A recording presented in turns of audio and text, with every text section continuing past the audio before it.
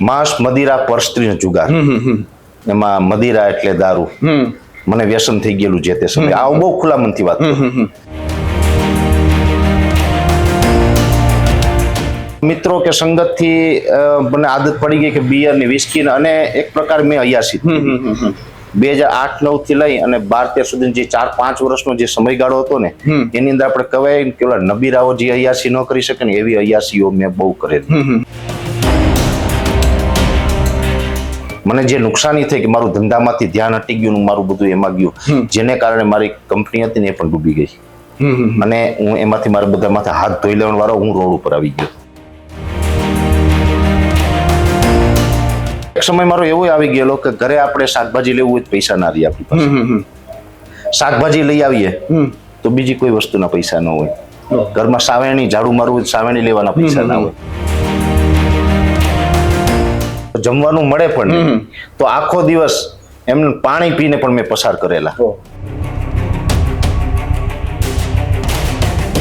મેં અમુક મારા જીવનમાં ભૂલ કરીને મારા ગુજરાતી કોઈ મારા પરિવારનો યુવાન બીજો વ્યક્તિ ભૂલ ન કરે.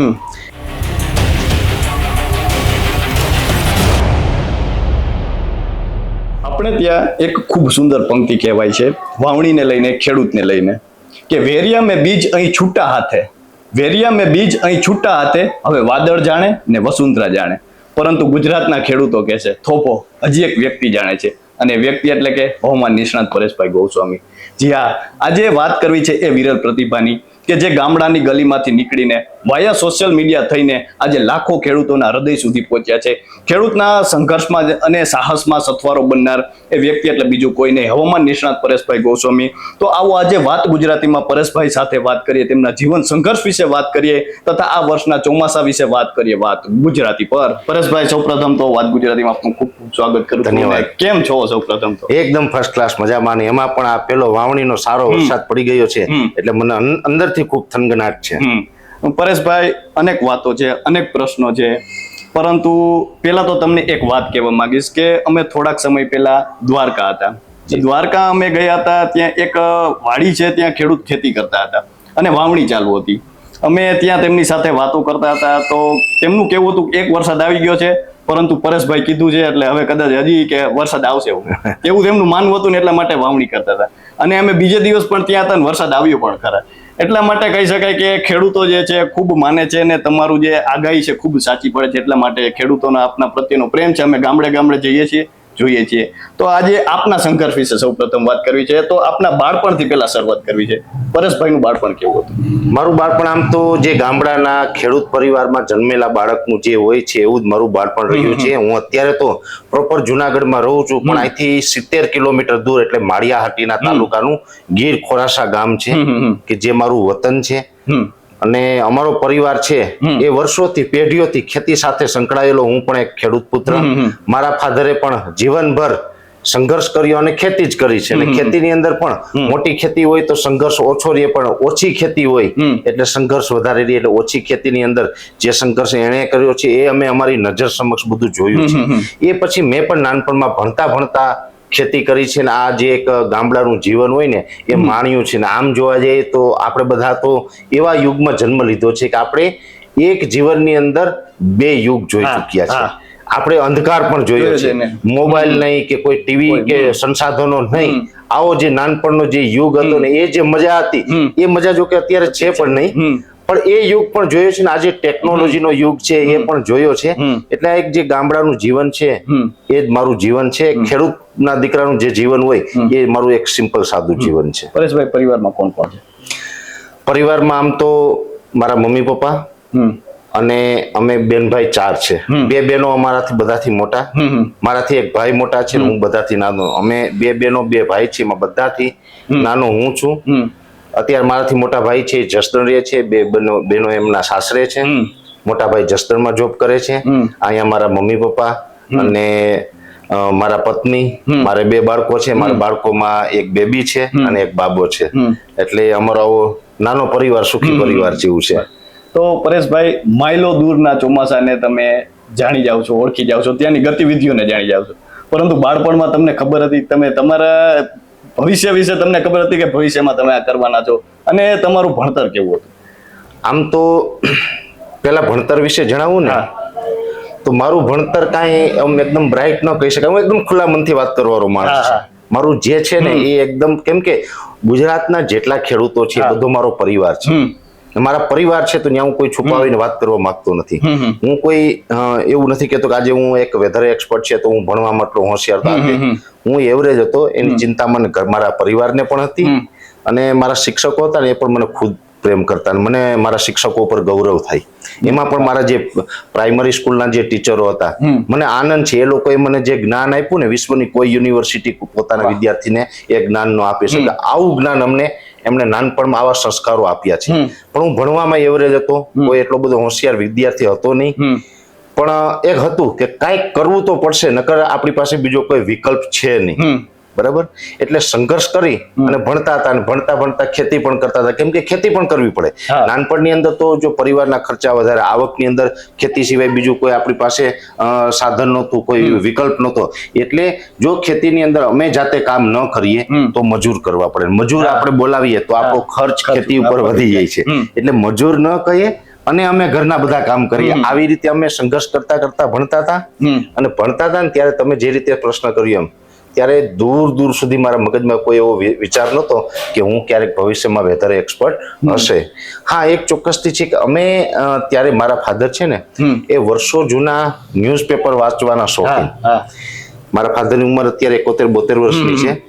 પણ એ વાતો કરે મને તો યાદ નથી, પણ એ એમ કહેતા કે પેલા તો ડેઈલી ન્યૂઝપેપર આવતા નહીં, ઘોડા ઉપર છાપાઓ આવતા અને અઠવાડિયામાં એક છાપું આવે, વીકલી ન્યૂઝપેપર આવતા. એ જમાનાથી છાપું વાંચે ને ત્યારે ફૂલછાપ છાપું છે ને એનો ત્યારે જે કઈ ક્રેઝ હતો, એટલે ત્યારથી જૂના છાપા વાંચવાના શોખીન. એટલે છાપાઓમાં પણ ત્યારે પણ હવામાન વિભાગની વગેરે આગાહીઓ આવતી. અમે નાના હતા ત્યારે ભણતા હું થોડોક રમત ગમત નો શોખીન, એમાં પણ ક્રિકેટ નો ખૂબ શોખીન હતો. નાનપણમાં અમે ખૂબ ક્રિકેટ રમી છે. અને ઘણી વખત એવું થાય વરસાદ ખેંચાય ને, મારા જીવનની આ સત્ય વાત છે કે વરસાદ ખેંચાણો. અમારે સ્કૂલમાંથી અમે બધા વિદ્યાર્થીઓ આયોજન કર્યું કે ભાઈ આપણે 2 દિવસ ક્રિકેટ રમવાનો, એક બીજા ટુર્નામેન્ટનું આયોજન કરેલું હતું. એટલે ક્રિકેટ રમવા જવાનું, પણ ઘરે બાનું કરવું પડે. ઘરેથી રમવા જવા ન દે, કેમ કે વાડીની અંદર કામ હોય. એટલે ફાધર એમ કે હવે આપણે તો પાણી વાળવાનું છે, વરસાદ ખેંચાણો છે, વરસાદ પડતો નથી, અને હવે આપણે મોટર ચાલુ કરીએ, પાણી પીવડાવી દઈએ મગફળી. એટલે સ્વાભાવિક રીતે છે કે ઘરનું નુકસાન થતું આપણે ચિંતા થવી જોઈએ. પણ બાળપણ છે ને ત્યારે એ ચિંતા ન હોય. આપણે એમ હોય કે આપણે ક્રિકેટ રમીએ, મગફળી તો થશે જે થવાનું હશે. પણ એમાં મારા હાથમાં એક ન્યૂઝપેપર આવ્યું ઘરેથી. એટલે મારા ફાધર વાંચે ને એ પેલા મેં વાંચી લીધું. એમાં હવામાન વિભાગની આગાહી હતી કે આ 2 દિવસની અંદર સારા વરસાદોની શક્યતાઓ છે. એટલે છાપું લઈને વાડીએ હું ગયો. વાડીએ ગયો, મારા સેઢા પાડોશી પણ બેઠા હતા. મેં છાપું બતાવ્યું બધાને કે આપણે પાણી નથી ચાલુ કરવું, અમે જઈએ છીએ રમવા, વરસાદ તો થઈ જવાનો છે. આવું બાનું કરીને રમવા નીકળી ગયા અમે. અને ખરેખર અમે 2 દિવસ સુધી મગફળીને પાણી ન પીવડાવ્યું. પણ સંજોગ ક્યારેક એવા બને, ક્યારેક આગાહી ખોટી પડતી હોય ત્યારે પડી. આગાહી ખોટી પડી એટલે પાછા અમારા સેઢા પાડોશી જે ભાઈ હતા રજપૂત, એ બધા અમે બેઠા એટલે વાત કરી મને કે હવે પાણી ચાલુ કરવું પડશે, તમે ક્રિકેટ રમવા જતા રહ્યા અને આ મગફળી અમને સુકાઈ છે. મેં કીધું ભાઈ પણ હવામાન વિભાગની આગાહી હતી, અમારો કઈ અમને ખબર ન હોય, છાપામાં લખ્યું હતું, તમે વાંચ્યું હતું એટલે મેં તો ના પાડી હતી કે પાણી નથી પીવડાવવું, અમારે કઈ રમવાનો શોખ નહોતો. એવું બાનું કર્યું. મેં કીધું હવામાન વિભાગના અધિકારીઓની ભૂલ કહેવાય, એની સચોટ આગાહી કરવી જોઈએ. ત્યારે એક ટપોર મારેલી મારા સેઠા પાડોશીએ. મને કહે હવામાન વિભાગના અધિકારીઓ છે એની તો કદાચ ખોટી આગાહી આવી, તું કઈક ભણવામાં ધ્યાન દે અને તું કઈક વેધર એક્સપર્ટ બન ને તો કઈક સચોટ માહિતી મળે. પણ ત્યારે બધાએ આ વાતને હસી મજાકમાં લીધેલી. એની પણ મને મજાકમાં કીધેલું કે તું કઈક વેધર એક્સપર્ટ બની જા, હવામાનમાં તું કઈક હવામાન ખાતામાં જા ભણીને, આવું એને મજાકમાં કીધેલું. પણ ત્યારે એને ખબર નહોતી, મને ખબર નહોતી, કોઈને ખબર નહોતી. પણ આજે વાત છે કે અમે હવામાનની આગાહી કરીએ છીએ. એટલે આ એક બાળપણનો આ કિસ્સો મને અત્યારે બહુ યાદ આવે છે. કહેવાય છે ને કે નાના નાના કિસ્સાઓ હોય છે એ જીવન ઘડતરમાં જે છે સફળતાના પથ્થર બનતા હોય છે. પરેશભાઈ, આપણે વાત કરી તમારા બાળપણની, પરંતુ જીવનના સંઘર્ષની વાત કરવી છે, કારણ કે સફળતા દરેક કોઈ જોતા હોય છે, પરંતુ તેની પાછળ જે સંઘર્ષની વાટ બળતી હોય છે, જે અજવાળા પાછળ વાટ બળતી હોય છે, ત્યાં કોઈની નજર નથી જતી. બિલકુલ. તો તમારા સંઘર્ષ વિશે, એ સંઘર્ષના દિવસો જીવનના, એના વિશે થોડી વાત. સંઘર્ષના દિવસોની વાત કરવા જઈએ ને મારે બહુ ખુલ્લા મનથી વાત ગુજરાતી ને આપણે બધા ગુજરાતી અને ગુજરાતી એટલે આપણો પરિવાર. મારે મારા સંઘર્ષની વાત એકદમ ખુલ્લા મનથી આજ કરવી છે કૃપાલસિંહભાઈ, કે મેં અમુક મારા જીવનમાં ભૂલ કરીને મારા ગુજરાતી કોઈ મારા પરિવારનો યુવાન બીજો વ્યક્તિ ભૂલ ન કરે, એટલા માટે થઈને મારે અહીંયા આપણા માધ્યમથી જણાવવું છે કે સંઘર્ષ એટલે મેં આપણે કીધું ખેતી કરતા કરતા ભણી લીધા. ભણ્યા પછી 2004 થી હું એગ્રીકલ્ચર લાઈનમાં આવ્યો. બરાબર. એગ્રીકલ્ચર લાઈનની અંદર અલગ અલગ જે પેસ્ટિસાઇડ ફર્ટિલાઇઝર બનાવતી કંપનીઓ હોય એમાં માર્કેટિંગ મેનેજર તરીકે, માર્કેટિંગ ઓફિસર તરીકે અલગ અલગ પોસ્ટ ઉપર મેં નોકરી ચાલુ કર્યો. ત્યારે તો એ સમયમાં બહુ ઓછા પગાર, 2500 રૂપિયાના પગારથી મારી પહેલી નોકરી ચાલુ કરી મેં. 2500 રૂપિયાનો પગાર અને ઉછીના પૈસા લઈને મેં બાઇક લીધું. મારે માર્કેટિંગ કરવાનું હતું, પૈસાની વ્યવસ્થા હતી નહીં. ઉછીના પૈસા લઈ અને મેં જૂનું બાઇક ખરીદેલું અને બાઇક લઈને પછી નોકરી ઉપર જવા માટે મારે બાઇકની ખૂબ જરૂર હતી. અને ત્યારે હું ગામડેથી 2004 થી 20 વર્ષ પહેલા હું જુનાગઢમાં આવેલો અને અહીંયા વિદ્યાર્થી રહેતા હોય ત્યારે મારે મેરેજ નહોતા થયા, એટલે વિદ્યાર્થીઓની સાથે રૂમ રાખીને આપણે સાથે રૂમ શેરિંગમાં રહીએ એટલે શું ઓછો ખર્ચો આવે. 2500 આપણે મહિનો કાઢવાનો. પણ મને એવું તો આજ મારો 2500 પગાર છે, પણ હું આમાં સંઘર્ષ કરીને મારી કારકિર્દી બનાવીશ, એક એવો આત્મવિશ્વાસ સાથે હું જુનાગઢની અંદર આવેલો. અને ત્યાંથી પછી મેં નોકરી કરતા કરતા અલગ અલગ મેં મહેનત એટલો કરી, સંઘર્ષ એટલો કર્યો. અને બાઇક ઉપર છે ને 45 ડિગ્રી તાપમાન હોય ને, એવા તાપમાનની અંદર હું રોજના 200-250 કિલોમીટર હું ડ્રાઇવિંગ કરતો. મેં આવા સંઘર્ષો કરેલા. ઘણી વખત જમવાનું મળે ન મળે પણ સંઘર્ષ કરતો રહેવાનો, કેમ કે પેસ્ટિસાઇડ ફર્ટિલાઇઝર નું જે કામ હતું કંપનીનું, એટલે ગામડાઓમાં જઈએ તો ક્યારેક ક્યારેક ગામડાઓમાં કોઈ વ્યવસ્થા ન હોય તો જમવાનું મળે પણ નહીં, તો આખો દિવસ એમને પાણી પીને પણ મેં પસાર કરેલા. એટલે આવા સંઘર્ષો કરીને પેસ્ટિસાઇડ લાઈનમાં મેં મહેનત કરી અને કંપનીની અંદર એક મારું પરફોર્મન્સ બતાવ્યું. પરફોર્મન્સ કંપનીની અંદર બતાવીએ તો જ આપણું ભવિષ્ય હોય છે. એટલે એ પરફોર્મન્સ બતાવ્યા પછી ધીમે ધીમે મારા પ્રમોશન થતા ગયા. પણ પ્રમોશન થતા ગયા ને એટલે પછી હું આજથી વાત કરું 2008-9 આસપાસની, મને એક વિચાર આવ્યો કે હું કંપનીમાં નોકરી કરું છું, મને જે પગાર મળે છે ભલે એ પછી 2008-9 સુધીમાં તો મારો પગાર સારો થઈ ગયો હતો. પછી મને વિચાર આવ્યો કે હું જેટલું કમાઈ દઉં એને કદાચ 10% આ લોકો કંપની વાળા મને આપતા હશે, તો હું મારા માટે જ કરું. એટલે મારો વિચાર તે સમય બહુ સાચો હતો. પછી મેં મારી પોતાની પેસ્ટિસાઇડ કંપની પણ અમદાવાદની અંદર ચાલુ કરી દીધી હતી 2008-9માં. અને એક કહેવાય ને કે જીવનની અંદર એક નવી પહેલ કહીએ, એક નવો ઇતિહાસ રચ્યો એવું કહી શકાય કે તમે એક સામાન્ય ઘરમાંથી આવતા વ્યક્તિ અને તમે 2500 રૂપિયાની નોકરી ચાલુ કરો છો ને એ કરતા કરતા તમે પ્રમોશન લેતા લેતા આગળ પહોંચો અને તમે તમારી પોતાની ઘરની પેસ્ટિસાઇડ પ્રોડક્ટ બનાવતી કંપની, એ કંપનીની અંદર મેં 40 કંપનીનું પ્રોડક્શન કરતો હતો. ધીમે ધીમે 1-2 વર્ષની અંદર કંપની સેટ પણ થવા લાગી હતી. પણ કહેવાય છે કે હું 4 વસ્તુ માટે છે ને દરેક ગુજરાતીઓને કહું છું, 4 વસ્તુથી જીવનમાં દૂર રહેવું, બાકી તમે બરબાદ થઈ જશો. 4 વસ્તુની અંદર માંસ, મદિરા, પરસ્ત્રી અને જુગાર. આ 4 વસ્તુ છે ને આપણા સૌથી મોટા દુશ્મન છે. આ 4 વસ્તુમાં આજની યુવા પેઢીને આધુનિક જીવવા દો, તમે એને મોકરામણથી જીવવા દો, એને દુનિયા માણી લેવા દો. આપણા બાળકોને ક્યારેય ન રોકવા, પણ આ 4 વસ્તુમાં ક્યારે આપણું બાળક જતું હોય ને ત્યારે ચોક્કસથી બ્રેક મારવી. માંસ, મદિરા, પરસ્ત્રી અને જુગાર. એમાં મદિરા એટલે દારૂ, મને વ્યસન થઈ ગયેલું જે તે સમયે. આ બહુ ખુલ્લા મનથી વાત. અને કહેવાય અમુક એવા મિત્રો કે સંગતથી મને આદત પડી ગઈ કે બિયર ની, વિસ્કી, અને એક પ્રકાર મેં અયાસી 2008-9 થી લઈ અને 12-13 સુધી જે 4-5 વર્ષનો જે સમયગાળો હતો ને એની અંદર આપણે કહેવાય કે નબીરાઓ જે અયાસી ન કરી શકે ને એવી અયાસીઓ મેં બહુ કરેલી. અને એની અંદર મને જે નુકસાની થઈ કે મારું ધંધામાંથી ધ્યાન હટી ગયું, મારું બધું એમાં ગયું, જેને કારણે મારી કંપની હતી ને એ પણ ડૂબી ગઈ. અને હું એમાંથી મારા બધામાંથી હાથ ધોઈ લેવાનો વારો હું રોડ ઉપર આવી ગયો.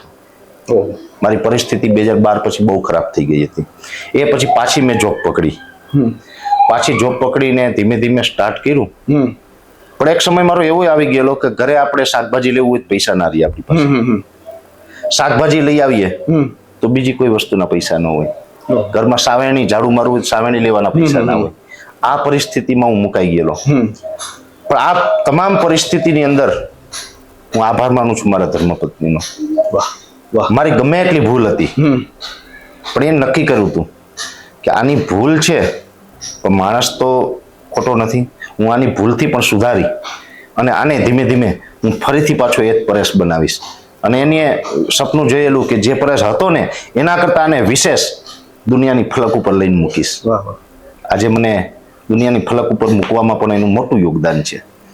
અને ઘણું બધું મને સમજાવ્યું એમણે. ભલે ઘરમાં મોટા ભાઈ હોય, મમ્મી પપ્પા બધાએ સમજાવ્યું હતું. તો મારા પત્નીએ પણ મને વિશેષ સમજાવી અને ધીમે ધીમે મારી આ બધી આદતો છોડાવી. આજે હું કોઈ ડ્રિંક નથી કરતો. મને વ્યસન મુક્ત કરવામાં એનું મોટું યોગદાન. અને આવા ફટકાઓ લાગ્યા પછી મેં પણ મનથી નક્કી કર્યું કે આ ન થવું જોઈએ. પછી હું પણ વ્યસન મુક્ત થયો અને બીજાને વ્યસન હોય તો પણ હું કોશિશ કરું. એ પછી ફરીથી પાછી જોબ કરી અને ધીમે ધીમે આગળ વધતો ગયો.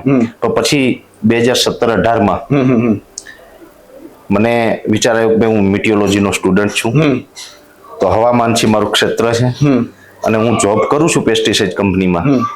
ભલે અત્યારે પાછો 2012-13 થી નબળી પરિસ્થિતિ હતી, પણ 17 આવતા મીડિયમ સ્ટેબલ થવા લાગ્યો. એટલે મેં સ્ટેબલ થયા પણ સાઈડમાં આપણે કંઈક છે ને સમાજ સેવા કરવી છે કે સમાજને મારે કાંઈ પણ 1 રૂપિયાની આવકની લાલચ રાખ્યા વગર હું કાંઈક સમાજને માર્ગદર્શન આપું. ખેતીનું છે, હવામાનનું, કેમ કે મારો વિષય છે. હવે અત્યારે હું નોકરી કરું છું, સામાન્ય જીવન જીવું છું, પણ આ કરવું છે એટલે મેં સાધનો વસાવ્યા થોડા ઘણા. ઓનલાઈન એના સોફ્ટવેર બધું પરચેસ કર્યું.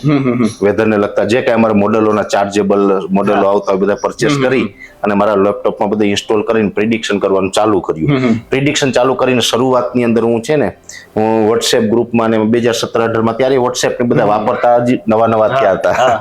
એટલે વોટ્સએપ ગ્રુપમાં ને બધું ફેસબુકમાં બધું શેર કરવાનું ચાલુ કર્યું. અને શેર કરી એટલે બધાને એમ થાય કે આનું પ્રિડિક્શન સાચું છે, આ કેવું થાય છે, વરસાદ એ પ્રમાણે આવે છે, આ તે.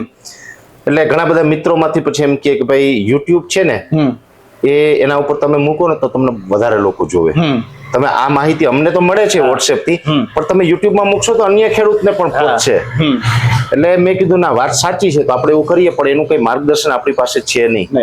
એક પછી મારા મિત્રએ કીધું કે ભાઈ હવે તો યુટ્યુબમાં પાછું કેમ ચલાવવું બધું શીખવાડશે તમને. એટલે એમ કરતા યુટ્યુબના પ્લેટફોર્મમાં આવ્યા. અને અત્યારે તો ઠીક છે, ભગવાનની કૃપાથી અને ખેડૂતોના આશીર્વાદથી સારા કેમેરા ને બધું અમે વાપરીએ છીએ. પણ ત્યારે તો સામાન્ય 4-5 હજાર રૂપિયા વાળો ચાઇનાના મોબાઈલમાં મેં પહેલો વિડીયો મારો 25 માર્ચ 2018 ના રોજ બનાવીને અપલોડ કરેલો યુટ્યુબ ઉપર. અને શરૂઆતમાં તો 100, 150, 200 એવા વ્યૂઝ આવતા. પણ અમે સંઘર્ષ કરી રાખ્યા યુટ્યુબ ઉપર પણ. અને એમાં યુટ્યુબ ઉપર મહેનત કરતા આજે અમારો જે યુટ્યુબ નો પરિવાર છે ને એ 7,45,000 પહોંચ્યો. અને આનંદની વાત એ કે મારા ઉપર મહાદેવની કૃપા છે કૃપાલસિંહભાઈ, કે આજનો એવો જમાનો છે કોઈ કોઈનું સાંભળવા તૈયાર નથી. સગો ભાઈની વાત ન સાંભળે, દીકરો બાપની વાત ન સાંભળે, દીકરો માની વાત ન સાંભળે, કોઈની વાત કોઈ સાંભળતું નથી. આવી 21મી સદીમાં રોજ સાંજે લાખો ખેડૂતો મને સાંભળે. એટલે આ મહાદેવની કૃપા તો કરી. એટલે મહાદેવની કૃપા છે. આજે ભગવાનની કૃપાથી મારું જીવન ખૂબ સારું છે. ખેડૂતોના આશીર્વાદથી હું સુખી છે. આજે આર્થિક રીતે પણ મને કઈ પ્રોબ્લેમ નથી. અને આર્થિક બાબત તો પછીની છે. જો માણસ કદાચ ધારે ને માણસની અંદર થોડીક ચાલાકી હોય તો 25-50 કરોડ 100 કરોડ પૈસા બનાવવા બહુ અઘરી વાત નથી, એવું મને સમજાણું. થોડીક ચાલાકી હોય તો માણસ કરી શકે. પણ હું એમ કહું કે એ પૈસા નકામા છે. ચાલાકી એટલે કે કોઈ છેતરપિંડીથી, પણ એ પૈસા નકામા છે. જે મહેનતનું જે આપણું છે, પરસેવાનો જે પૈસો છે ને એનાથી જે આપણે ભોજન લઈએ ને એ ભોજન પચી જાય છે, ઓલું અપચામાં જાય છે. બાકી તો કદાચ 50,000 કરોડનો માલિક હોય ને એ પણ ઘઉંની જ રોટલી બનાવશે. એને રોટલો ખાવો હશે તો બાજરાનો. કોઈ સોનાના ટુકડા નાખીને રોટલા બનાવતા નથી. સબ્જી બનાવી, શાક બનાવવું છે તો રીંગણા, બટેટા, ભીંડા, ગુવાર, તુરિયા આનું શાક બનશે. કોઈ સુરત થી ડાયમંડ લઈ આવીને હીરા વઘારીને ખાવાનું નથી. એ કરોડપતિ ખાય છે, એ જ આપણે ખાઈએ છીએ. એટલે એમાં કાંઈ બહુ પૈસાની પાછળ દોડવાની જરૂર નથી. 2-3 ટાઈમ જમવા જોઈએ. તમને સારા વ્યવસ્થિત સમાજમાં રહેવા માટે સારા કપડાં પહેરો. ઓચિંતાનું કદાચ કંઈક જરૂર પડે, ભગવાન ન કરે તો ઓચિંતાનું કઈ જરૂર પડે, બીમાર પડ્યા 1,00,000-2 લાખની જરૂર પડે એટલી વ્યવસ્થા હોય. આનાથી વિશેષ કઈ જરૂરિયાત મારી વ્યક્તિગત હું માનતો નથી. અને હું એવું મને ઓમ બોજા કોઈ શોખ નથી. મારા હાથમાં કોઈ મોંઘું ઘડિયાળ ન હોય, લકી વીટી, સોનાની ચેન, મોંઘા કોઈ બ્રાન્ડેડ બૂટ કે બ્રાન્ડેડ કપડા હતી એવા મને કોઈ શોખ નથી. હું પહેલેથી નાનપણમાં હું વિચારું કે તૂટેલા કપડા પહેરતા, પેલા ઓલા કપડામાં થીગડા મારતા ગામડાઓમાં. હવે એ પહેરતા એના કરતા સારા પહેર્યા છે. તો હું એમાં આનંદ લઉં છું. એટલે આ ટાઈપનું આપણું આખું સંઘર્ષમય જીવન અને અત્યારનું આ રીતનું સ્ટેબલ આપણી લાઈફ છે એ અત્યારે આપણે ગણી શકાય. પરેશભાઈ, સૌપ્રથમ તો ખૂબ ખૂબ અભિનંદન કે તમે આટલી ખુલીને વાત કરી, અંધકારમય દિવસોની વાત કરી, કારણ કે ઘણા લોકો આપને નિહાળતા હશે અને એ લોકો અત્યારે કદાચ એ પરિસ્થિતિમાં હોઈ શકે તો એમને પણ બહાર આવવા માટે તમે જે વાત કરી છે એમાંથી પ્રેરણા મળશે. હવે પરેશભાઈ, આ તો આપણે વાત કરીએ સંઘર્ષમય દિવસોની, પરંતુ માતા પિતા વિશે વાત કરી છે. બાળપણમાં માતા પિતાનો સાથ સહકાર કેવો રહ્યો? આમ તો એવરેજ મેં આપણે વાત કરીને કે અમારું જે આખું પરિવાર છે ને એ ગામડાનું પરિવાર. અમે ગામડાના માણસો અને ખેતી સાથે જોડાયેલા, કે અમે કોઈ કરોડપતિના દીકરા કે ભાઈ આપણે માર્ગદર્શન એવું મળે કે મારા માતા પિતાએ કઈ એવું જોયું નહોતું કે અમારો છોકરો ડોક્ટર બને, કેમ કે મારી ખુદની એવી લાયકાત હતી નહીં, અથવા તો અમારા માતા પિતાની ક્ષમતા નહોતી કે અમને કઈ મેડિકલમાં એડમિશન લઈ આવીને કઈ એમડી કે એમએસ બનાવે. એક ચિંતા હોય કે મોટા થાય છોકરા તો 2-5 હજાર કે 10,000 15,000 કમાતા થાય ને રોટલા ખાઈ પીને મજા કરે. આનાથી અપેક્ષાઓ વિશેષ હોય ને. જોકે અત્યારે તો મહાદેવની કૃપાથી આપણી અપેક્ષા કરતા ઘણું મહાદેવ આપી દીધું છે, પણ નાનપણમાં આવું કોઈ સપનું હતું નહીં. મારું પણ નહોતું કે મારા પરિવારનું નહોતું. બધાનું સાદું જીવન અને ખાઈએ પીએ અને ઘર ચાલશે, બસ આનાથી વિશેષ કોઈ ચિંતા હતી નહીં. અને અત્યારની વાત કરી તો અત્યારે એવું જ છે. મારું જીવન અત્યારે મેં તમને કીધું એમ કોઈ જ પ્રકારના કોઈ વ્યસન નથી મને, કે વ્યસન હોય તો હજી પૈસાની વધારે જરૂર પડે. પાન માવો હું ખાતો નથી, હું તો બધાને આપેલ. મેં પાન માવો ખાધેલો, એવું નથી કે આપણે નતા ખાતા. પાન માવો થી માન બધું કરી લીધું, પણ અત્યારે મને કોઈ વ્યસન નથી. હું તો બધાને આપના માધ્યમથી કહું છું, જેને વ્યસન હોય, એક પણ પ્રકારનું વ્યસન હોય તો છોડી દેજો, છૂટી શકે એનું ઉદાહરણ હું છું. બરાબર છે. વ્યસન હોવાને કારણે ઘણા લોકોના મૃત્યુ થઈ આવા દાખલા છે, પણ વ્યસન છોડવાને કારણે કોઈનું મૃત્યુ થયું હોય આવો એક દાખલો નથી. એટલે એમાં કોઈ ચિંતા કરવાની જરૂર નહીં, મૂકી જ દેવાનું. એટલે મારું કોઈ વ્યસન નથી. અને મેં આપને કીધું એમ કે હું લકી કે કોઈ જાડા ચેન કે વીટી કે મોંઘી ઘડિયાળ કે મોંઘા બૂટ કે એવા કોઈ મારા ખર્ચા નથી. એટલે એકદમ સામાન્ય કહેવાય ને, સિમ્પલ જીવન છે. એટલે આપણે કઈ ઘટતું નથી, એટલે એમાં આપણે આનંદ લઈએ છીએ. પરેશભાઈ, તમારી સાથે વાત કરીએ છીએ અત્યારે, અને અમે તો ગામડે ગામડે જે તમારા પ્રત્યેનો પ્રેમ છે જોયો છે. અને અત્યારે કહી શકાય કે તમે સફળતાના શિખર ઉપર છો, એમાં બે મત નથી, કારણ કે અમે જોયું છે. પણ અત્યારે આપણે જોઈએ કે અમે આવ્યા છીએ અને જે તમારો સ્વભાવ જોયો છે, તમે જમીન સાથે જોડાયેલા છો. આપણે વાત કરીએ છીએ, દેખાય છે અહીં ઘરમાં તમામ લોકોનો સ્વભાવ જે આપણે જોયો છે, અને ખેડૂતો સાથેનો પ્રેમ જોવો, કારણ કે ખેડૂતો જે રીતે તમને પ્રેમ કરે છે, તો આ ખેડૂતો પ્રત્યે તમે ધારો તો બીજું ઘણું બધું થઈ શકે. પણ તમે જે આ રસ્તો પસંદ કર્યો, ખેડૂતોને અત્યારે ઘણા ખેડૂતો જે છે તમારી પાસે આશા રાખીને બેઠા કે ચોમાસું આવશે, પરેશભાઈની રાહ જોતા હોય, અને રીતસરનું અમે આ બધું જોયું છે. તો ખેડૂતો પ્રત્યેનો પ્રેમ ક્યાંથી આવ્યો? પ્રેમ છે ને, એક અમારી નિખાલસતા, ખુલ્લા દિલની વાત અને અમારી ઈમાનદારી, આ પ્રેમ છે. આજે અમે ઘણી બધી કંપનીઓ છે પેસ્ટિસાઇડ, કેમ કે મારું તો આજ 20 વર્ષથી હું પેસ્ટિસાઇડ લાઈન સાથે જોડાયેલો વ્યક્તિ છે. ખેડૂતોને જ્યારે પણ વાવેતર કરે તો કયું બિયારણ સારું, કયું વાવવું, કયું ન વાવવું, પછી વાવીને એ પ્રોડક્શન થાય, ઉગે, તો એ જે પાક ઉગેલો છે એમાં રોગ જીવાત આવે તો ફૂગની દવા કઈ વાપરવી, જંતુનાશક કઈ વાપરવી વગેરે, એનું માર્ગદર્શન પણ અમે યુટ્યુબના માધ્યમથી આપીએ છીએ. મારા ખેડૂતોને મારી પર વિશ્વાસ છે ને, હું પણ તમને વિશ્વાસ સાથે કહું. અને મારા નાર્કો ટેસ્ટ સુધીની ઓફર છે, ચેલેન્જ મારું. નાર્કો ટેસ્ટ કરાવીને પણ તપાસ કરવાની છૂટ. ઘણી બધી કંપનીઓ અમારી પાસે આવે છે, તમારે કેટલા પૈસા જોઈએ કે અમારો એક વિડીયોનો આમાં રિવ્યુ કરો, જાહેરાત મૂકો. સાહેબ, આજ દિવસ સુધી એક પણ રૂપિયો કોઈ કંપની પાસેથી મેં જાહેરાતનો લીધો હોય ને એવું કોઈ સાબિત કરી દે ને, એટલે આજીવન એનો ગુલામ બની જાઉં. અમે ક્રાઇટેરિયા બનાવેલા છે. ક્રાઇટેરિયા એવા છે કે પહેલી વાત કે જે કંપનીની હું ભલામણ કરું એ કંપની સ્વદેશી હોવી જોઈએ. સ્વદેશી એટલા માટે કે આપણા દેશનો તરફી આપણે લાગણી હોય, પ્રેમ હોય. ભારતની કંપની હોય તો એ આપણી કંપની કહેવાય. વિદેશી કંપની ઈસ્ટ ઇન્ડિયા હતી જેની 200 વર્ષ આપણા ઉપર રાજ કર્યું, તો વિદેશી કંપનીને હું શું કામ સપોર્ટ કરું? એટલે વિદેશી કંપનીની હું ભલામણ ન કરું. પહેલી વાત, કંપની સ્વદેશી જોઈએ, પછી એની ક્વોલિટી સારી જોઈએ. ક્વોલિટીની અંદર પણ એ લોકોનું મૌખિક વાત નહીં, એના લેબ ટેસ્ટિંગ, એના પેસ્ટિસાઇડ હોય, ફર્ટિલાઇઝર હોય, એની લેબોરેટરી હું અમારા ગ્રુપની લેબોરેટરીમાં કરાવું, એના રિપોર્ટ બધા ચેક કરું ને એમાં એ ક્વોલિટી સાબિત થાય તો જ એને હાથમાં લેવાનું. સ્વદેશી કંપની હોય, ક્વોલિટી સારી હોય. બીજા નંબરની અંદર એને એ પ્રોડક્ટ કેટલામાં બને એ કંપનીએ મને બિલ સહિત માહિતી આપવી જોઈએ. હવે કોઈ પ્રોડક્ટ છે 200 રૂપિયાની બનતી હોય અને ખેડૂતને 1200 રૂપિયામાં આપવા માંગતા હોય તો હું એ કામ નથી કરતો. ચોક્કસથી એક સૂત્ર છે આપણે ગુજરાતીની અંદર એક કહેવત છે, બોલે ને એ બંધો નકામો. કે અન્યાય થતો હોય ને ત્યાં બોલે ને એને મળત કહેવાય. વાહ. ભલે પોતાને કઈ લેવા દેવાનું હોય, બોલે ને એ બંધો નકામો, કાંધ નો આપે એ ખંભો નકામો. સ્મશાન યાત્રા જતી હોય તો કાંધ આપવો પડે. બોલે ને એ બંધો નકામો, કાંધ નો આપે એ ખંભો નકામો, લાકડું છોલે નહીં ને એ રંધો નકામો, અને નફો ન મળે એ ધંધો નકામો. ધંધો લઈને બેઠા તો તમને નફો મળવો જોઈએ, પણ નફો આપણે હવે તો કોમ્પ્યુટર નો યુગ છે ને, ટેલી ને વગેરે સોફ્ટવેર ની અંદર આપણા હિસાબ કિતાબો થાય. પણ પેલા અત્યાર સુધી આપણા જે જૂના વેપારી છે એ ચોપડા પૂજન કરે ને, ચોપડા પૂજનમાં લાલ અક્ષરથી શ્રી સવા કરતા. શ્રી સવા એટલે કે 1 રૂપિયાનો સવા રૂપિયો કરવાનો તમને અધિકાર છે, પણ 1 રૂપિયાના 2.5 રૂપિયા કરવાનો અધિકાર તમને નથી. એટલે આવી કોઈ કંપની હોય કે 1 રૂપિયાના 2.5 રૂપિયા કરવા માંગતી હોય તો હું એની ભલામણ કરતો નથી. 1 રૂપિયાનો સવા રૂપિયો કરવો હોય તો અમે એમાં એગ્રી છે કે નફો મળવો જોઈએ એને. એટલે આ એક અમારો ક્રાઇટેરિયો છે. બીજા નંબરની અંદર એ અમે જાહેરાત મૂકીએ તો એ પ્રોડક્ટ ઓલ ઓવર ગુજરાતમાં મળવી જોઈએ, કેમ કે મારો વિડીયો મુકાય ને એટલે ગામડે ગામડેથી ખેડૂતો કે અમારે આ પ્રોડક્ટ લેવી છે.